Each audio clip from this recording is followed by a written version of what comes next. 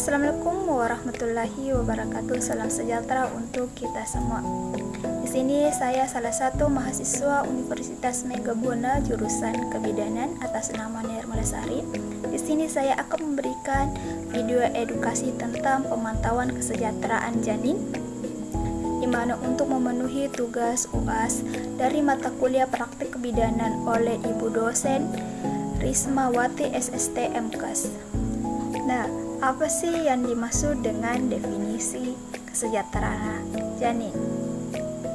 Kesejahteraan janin adalah merupakan kondisi di mana janin dalam keadaan kesejahteraan yang diukur berdasarkan denyut jantung dan tujuan menghitung gerakan janin dan manfaatnya.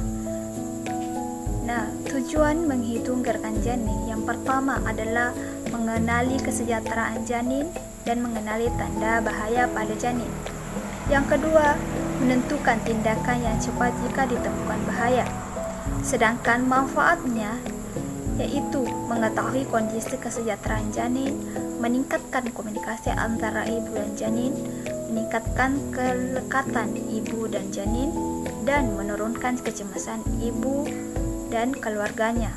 Hal-hal penting mengenal gerakan janin.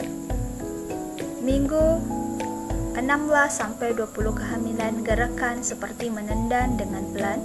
Minggu 21-24 kehamilan, gerakan seperti menendang dan jungkir balik. Dan minggu 25-28 kehamilan seperti bisa merespon suara dan gerakan suara cekukan. Selanjutnya minggu 29-30 kehamilan bisa bergerak aktif dan teratur. Selanjutnya ada teknik canggih pemantauan kesejahteraan janin di RS seperti USG, KTG, amniosintesis, amnioskopi, dan non-stress test atau NST. Cara memantau gerakan kesejahteraan janin ada beberapa, seperti yang pertama adalah menghitung gerakan janin setiap hari pada waktu yang sama. Yang kedua adalah pantau gerakan janin mulai dari jam, misalnya jam 9 sampai hingga 21. Yang ketiga adalah selama 2 jam harus terasa paling sedikit 10 gerakan seperti tendang, desiran, dan gerakan berputar. Yang keempat adalah menghitung dengan posisi duduk, bersandar, dan posisi miring kiri. Teknik sederhana pemantauan janin ada beberapa. Yang pertama adalah pengamatan pertumbuhan uterus.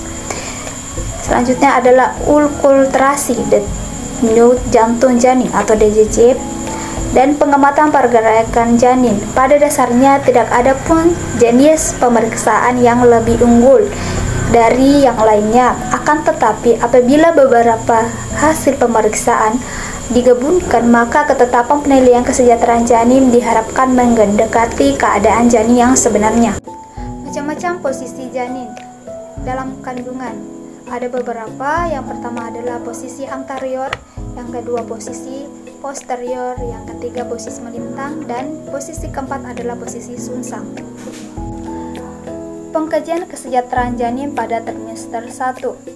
Nah, yang pertama adalah akulturasi menggunakan Doppler, di mana normalnya di sini adalah 120 sampai 160 kali per menit. Yang selanjutnya adalah menggunakan USG, di mana adalah untuk mendapatkan gambaran dari janin, plasenta, dan uterus. Pengkajian kesejahteraan janin pada trimester kedua.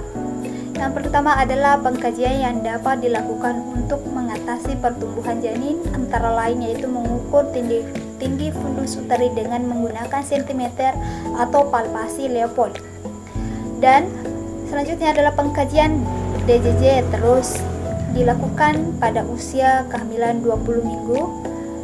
Dan pada pregrafida, pergerakan janin dapat dirasakan pertama kali oleh ibu usia kehamilan 18-20 minggu, sedangkan pada multigrafida dapat dirasakan lebih awal yaitu 16 minggu.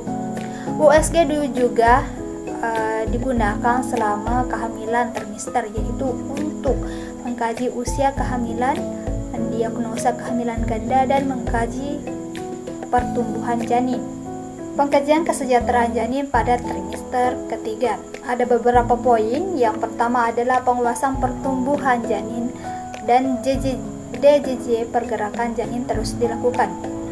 Yang kedua adalah kurva pertumbuhan janin pada trimester ketiga menunjukkan pertumbuhan yang positif. Yang ketiga adalah diharapkan tinggi fundus uterus bertambah sekitar 1 cm setiap minggu hingga minggu ke-36.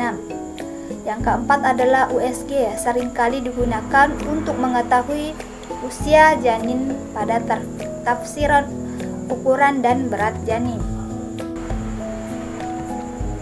Dan selanjutnya adalah keadaan kesejahteraan janin. Dan ada juga beberapa poin-poinnya. Yang pertama adalah dipengaruhi oleh berbagai faktor. Di antaranya adalah faktor keturunan dan kondisi kesehatan orang tuanya.